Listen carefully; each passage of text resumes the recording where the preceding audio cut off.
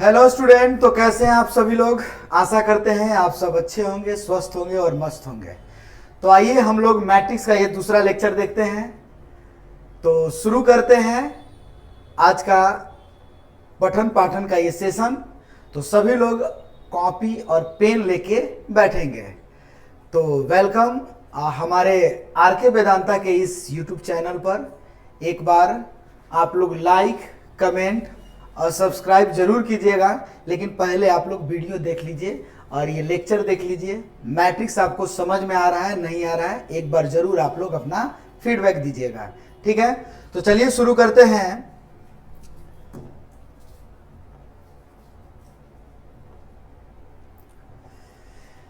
पिछले क्लास में हम लोग पढ़े थे क्या क्या।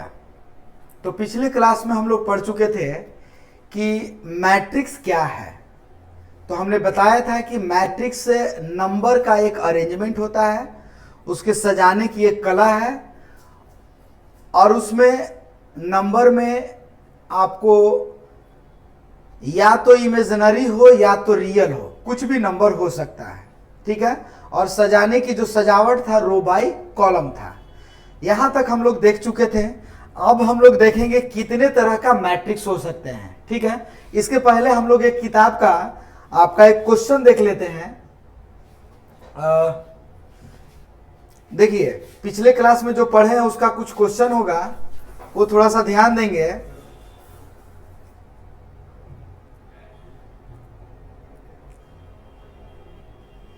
देखिए ये क्वेश्चन है, इस क्वेश्चन पर थोड़ा ध्यान दीजिएगा। इसमें आपको देखना क्या है कि ऐसे 1 से लेकर के 9 क्वेश्चन दिया गया है। 9 क्वेश्चन में आपको डाउट कहां हो रहा है या नहीं हो रहा है, ठीक है ना। तो वो थोड़ा सा ध्यान देंगे आप। देखिए बेसिक में समझना क्या है।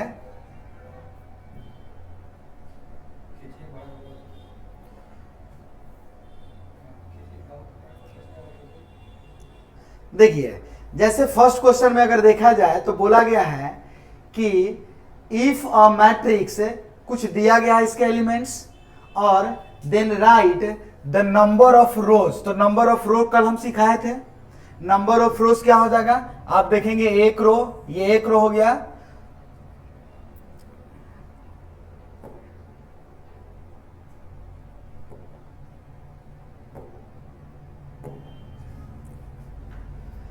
एक मिनट इसका, हाँ।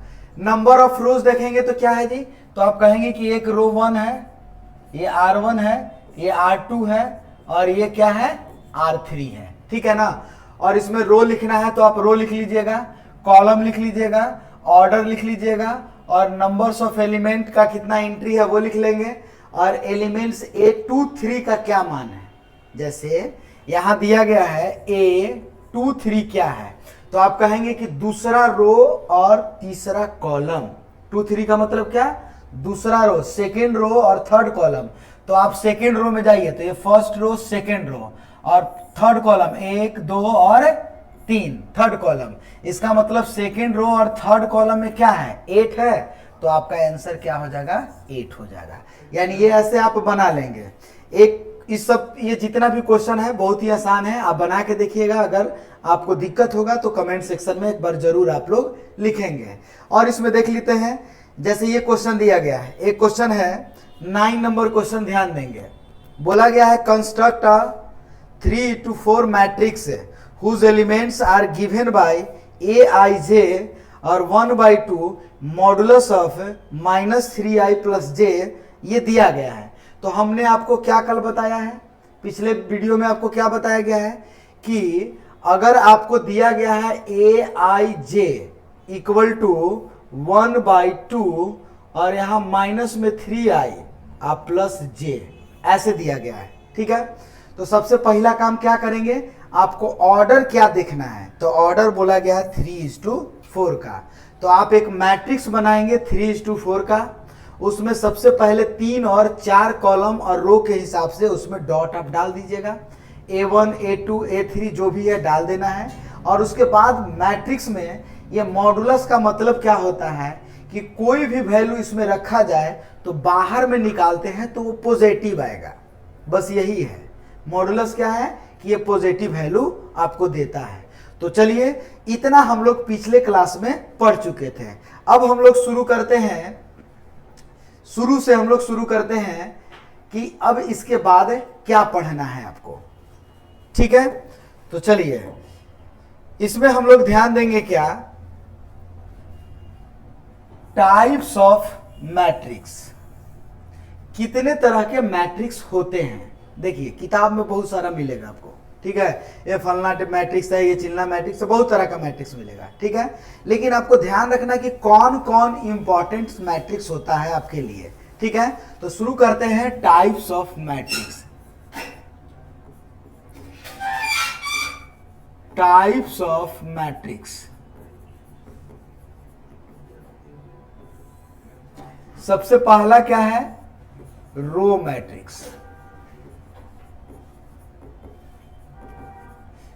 देखिए, रो मैट्रिक्स लिखना कैसे है, अगर आपसे डिफिनीशन पूछे कोई तो कैसे लिखेंगे, if any matrix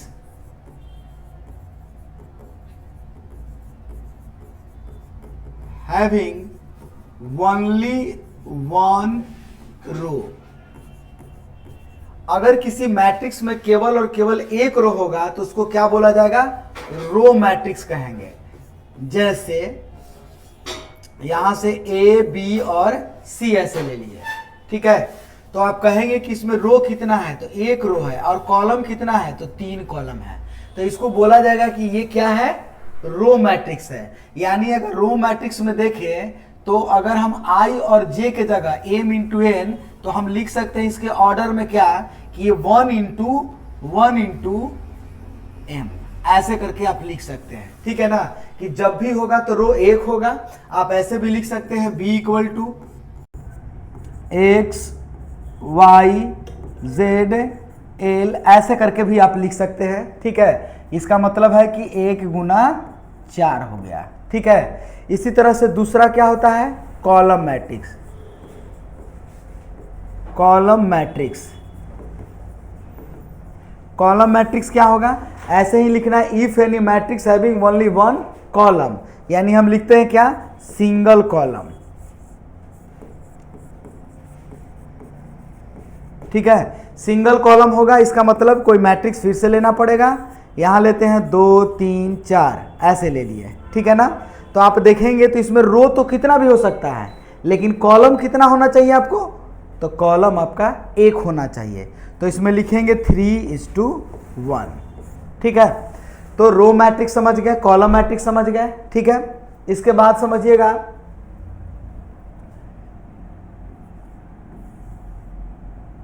square matrix.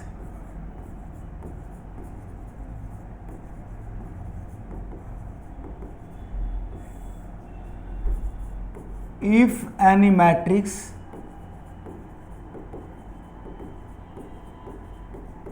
having equal row and column, कोई ऐसा मैट्रिक्स जिसमें रो और कॉलम इक्वल हो जाएगा उसको क्या बोलेंगे, स्क्वायर मैट्रिक्स कहेंगे। A equal to X Y L M, तो इस मैट्रिक्स को क्या बोला जाएगा, रो और कॉलम दोनों इक्वल है। इसका मतलब है क्या लिखेंगे, I इक्वल टू जे है। ठीक है, I इक्वल टू जे है, तो ऐसे मैट्रिक्स को क्या बोला जाएगा कि ये स्क्वायर मैट्रिक्स हुआ। ठीक है ना, इसका मतलब रो और कॉलम दोनों क्या हो जाएगा, इक्वल हो जाएगा। ठीक है, ऐसे बी भी मैट्रिक्स आप लिख सकते हैं, 3 4 5 I √2 3 1/√3 एक्स जेड, कुछ भी ऐसे लिखा जा सकता है। तो इसको बोलेंगे क्या, 3:3 का मैट्रिक्स। इसका ऑर्डर क्या है, 3/3 का। तो पहला आपका रो मैट्रिक्स जिसमें एक रो होगा केवल, कॉलम मैट्रिक्स जिसमें एक कॉलम होगा, और स्क्वायर मैट्रिक्स मतलब रो और कॉलम का मान दोनों का सेम हो जाएगा। ठीक है, तो इसको स्क्वायर मैट्रिक्स कहेंगे। ठीक है, स्क्वायर मैट्रिक्स के लिए आप समझ सकते हैं,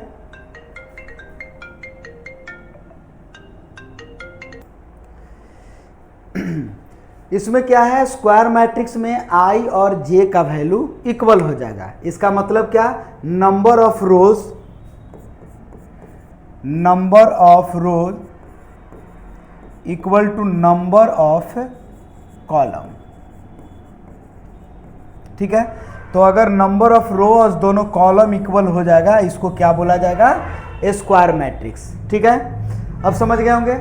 इसके बाद में फोर्थ में क्या मिलेगा आपको, डायगोनल मैट्रिक्स। डायगोनल मैट्रिक्स क्या हो जाएगा, कोई ऐसा मैट्रिक्स हो केवल उसका डायगोनली एलिमेंट्स दिया गया हो। ठीक है, if any matrix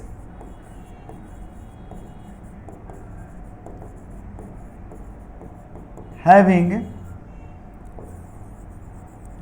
only diagonally elements other,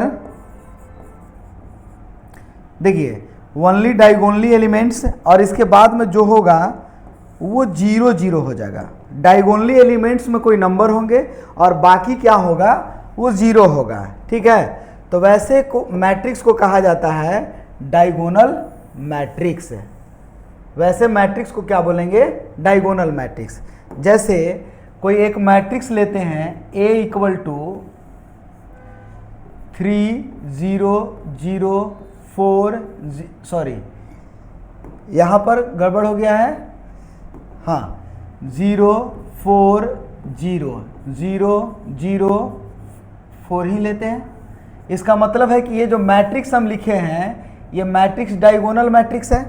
ठीक है, डायगोनल मैट्रिक्स है और इस डायगोनल मैट्रिक्स में डायगोनली एलिमेंट आप देख रहे हैं, ये जो डायगोनली एलिमेंट है ये केवल आपको शो करेगा। ठीक है ना, तो ऐसे मैट्रिक्स को क्या बोला जाएगा, डायगोनल मैट्रिक्स। ठीक है, वास्तविक में अगर देखें तो डायगोनल मैट्रिक्स स्क्वायर मैट्रिक्स भी होता है। ठीक है, देखिए ये जो स्क्वायर मैट्रिक्स में हम क्या बोले हैं कि जितना रो होगा उतना ही उसका कॉलम होगा। ठीक है ना, तो वो स्क्वायर मैट्रिक्स भी कहलाएगा और आपका ये डायगोनल मैट्रिक्स भी कहलाएगा। ये भी हो सकता है 3 0 0 4, ये भी मैट्रिक्स हो सकता है। ठीक है, डायगोनल, यानी ऐसे भी लिख सकते हैं 1 0 0 1, ये भी आपका हो सकता है। तो इस तरह के जो मैट्रिक्स होंगे इसको बोला जाएगा कि ये डायगोनल मैट्रिक्स है। ठीक है, इतना तक क्लियर हो गया। तो वीडियो को थोड़ा पॉज कीजिएगा और इसको नोट डाउन जरूर कीजिएगा और फिर आगे हम लोग बढ़ते हैं। ठीक है, तो डायगोनल मैट्रिक्स सब समझ गए हैं। ठीक है, इसको नोट डाउन कर लीजिएगा। ठीक है, डायगोनल मैट्रिक्स के जो नॉन डायगोनली एलिमेंट्स होंगे वो सब 0 हो जाते हैं। ठीक है ना, एक चीज़ यहाँ ये भी लिख सकते हैं, if any matrix having only diagonally elements, non diagonally elements यहाँ लिखना चाहिए था,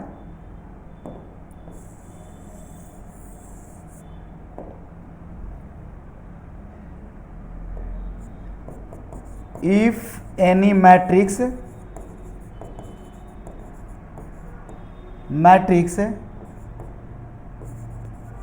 having non-diagonally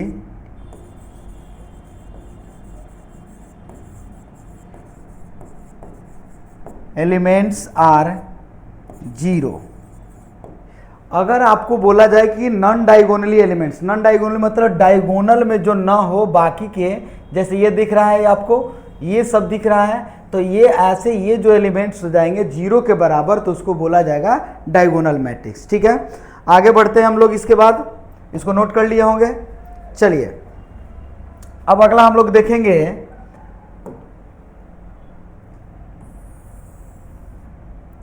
ध्यान दीजिएगा, डायगोनल मैट्रिक्स के बाद में हम लोग देखेंगे स्केलर मैट्रिक्स। पहला स्क्वायर हो गया, दूसरा आपका पहला हो गया रो मैट्रिक्स, दूसरा कॉलम मैट्रिक्स, तीसरा आपका स्क्वायर मैट्रिक्स और चौथा क्या देख लिए, डायगोनल मैट्रिक्स है। और पांचवा में देखेंगे क्या, पांचवा आपका हो जाएगा scalar matrix.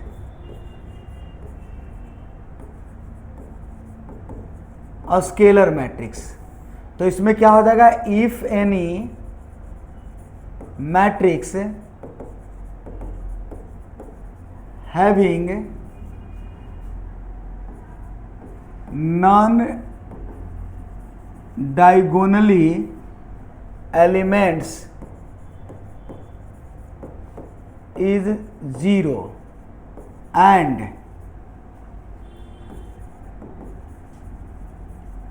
diagonally elements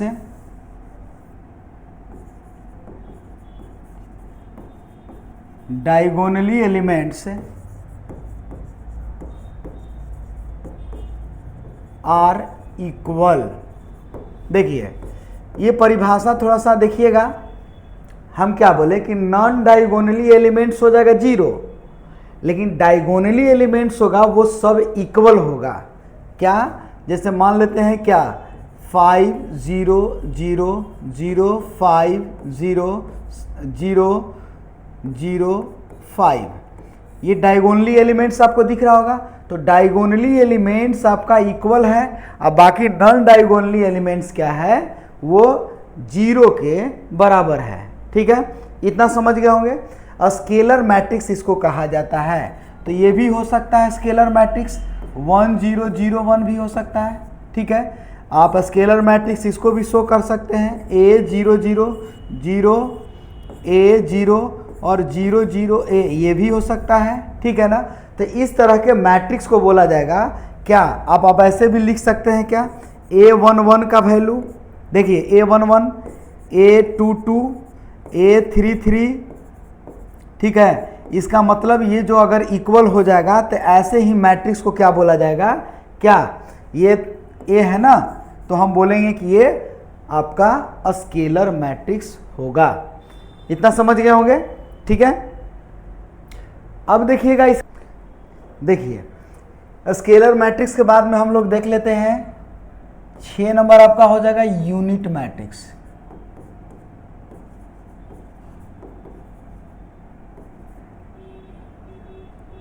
unit matrix या इसी को आइडेंटिटी मैट्रिक्स भी कहा जाता है। ठीक है, इफ एनी मैट्रिक्स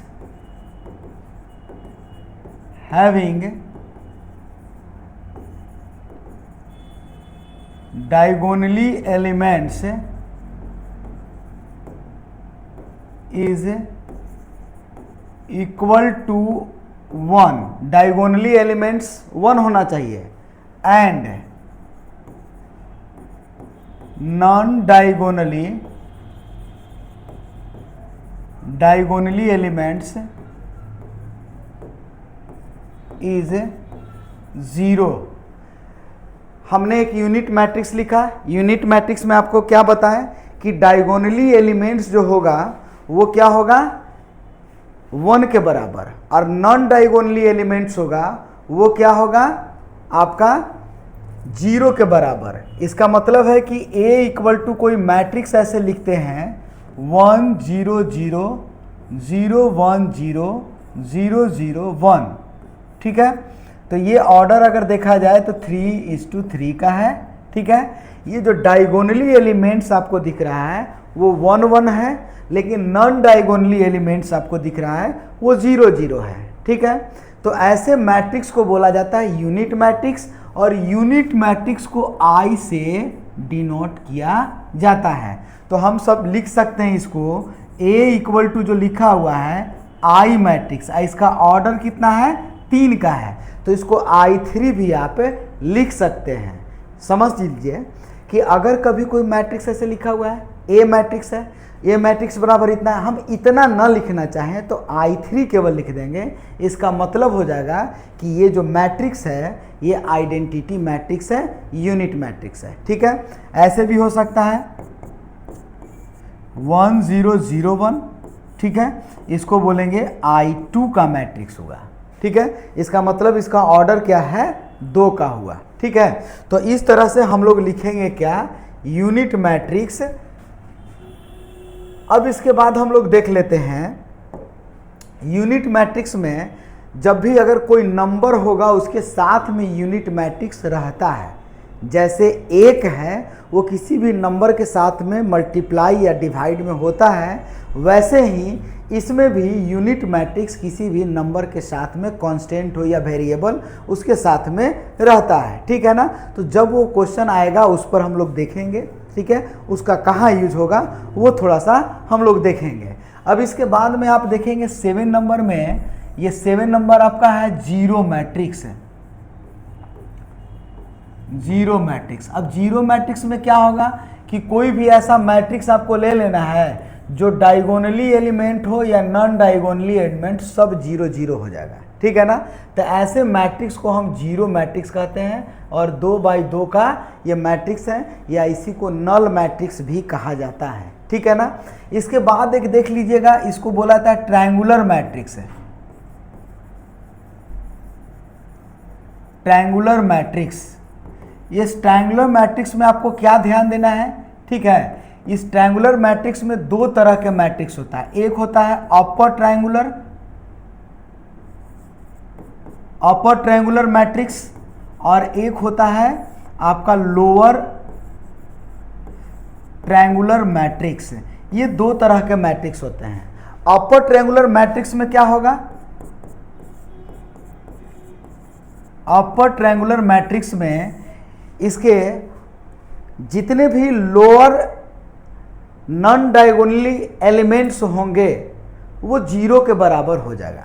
जैसे ए मैट्रिक्स लिखते हैं, ठीक है, यहाँ लिखते हैं ए ऐसे लिख लेते हैं इसको,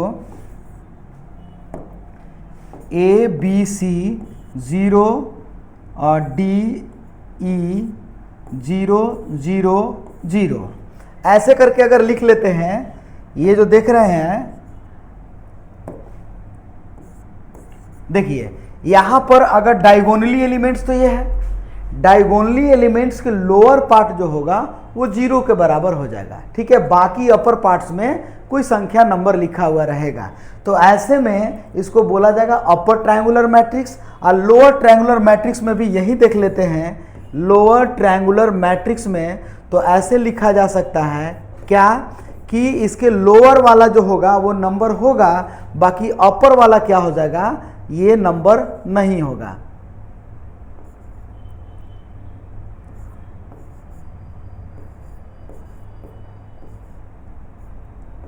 देखिए यहां भी 0 कर लेते हैं, थोड़ा सा जगह कम पड़ गया है। ठीक है, जगह कम पड़ गया है तो हम इसको लिख लेते हैं,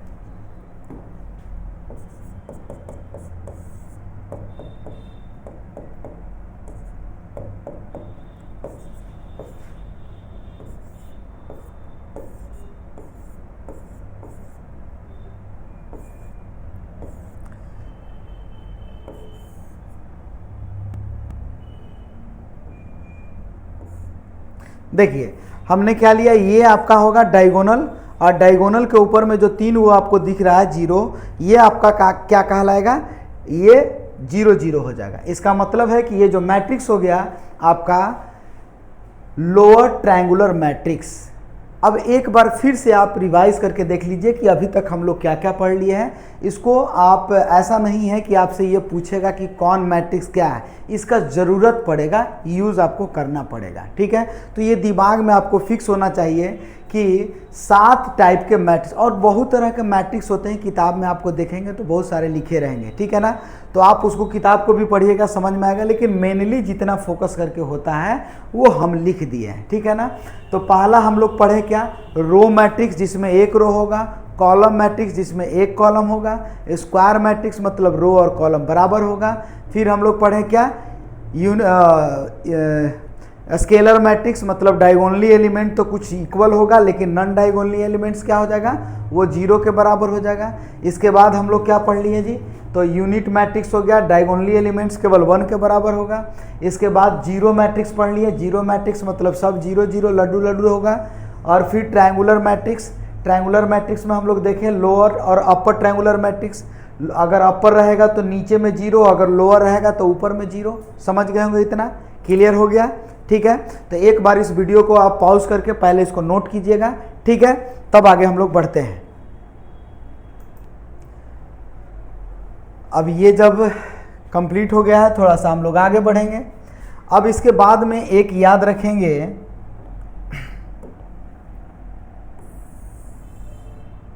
याद रखना है आपको क्या, इक्वल मैट्रिक्स।